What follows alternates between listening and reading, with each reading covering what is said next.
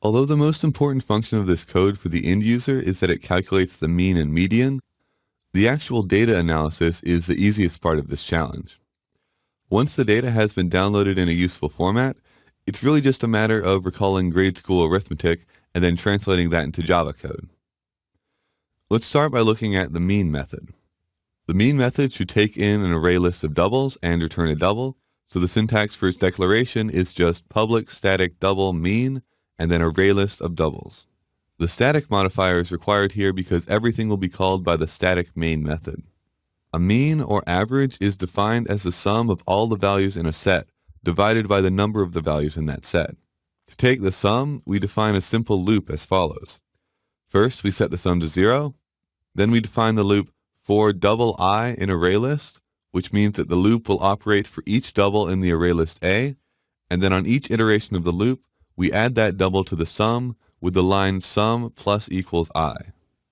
Then, when the loop completes, we divide that sum by the size of the array list and return the resulting value, which is the mean.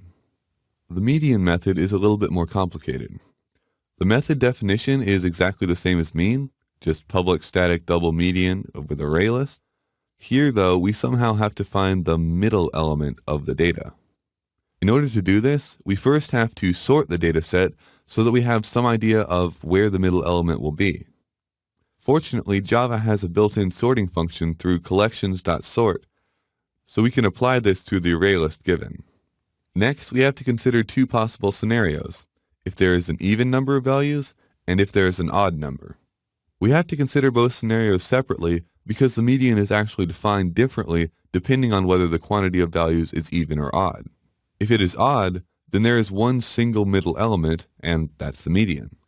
If it's even, though, there's no middle element, so the median is instead defined as the mean but only of the middle two elements.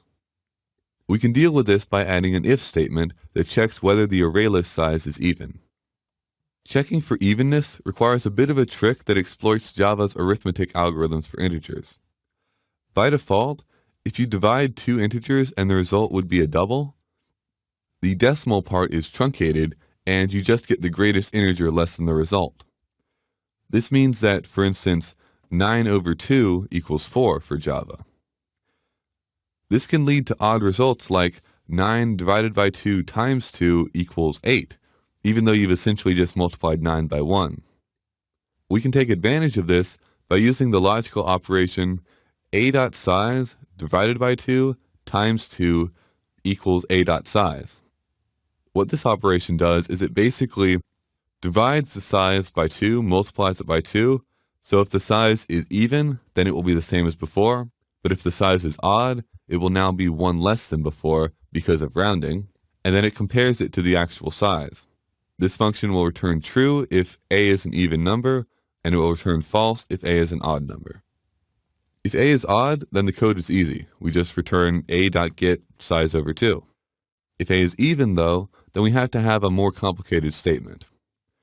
We want to add up a.get size over 2 and a.get size over 2 minus 1, and then divide those by 2.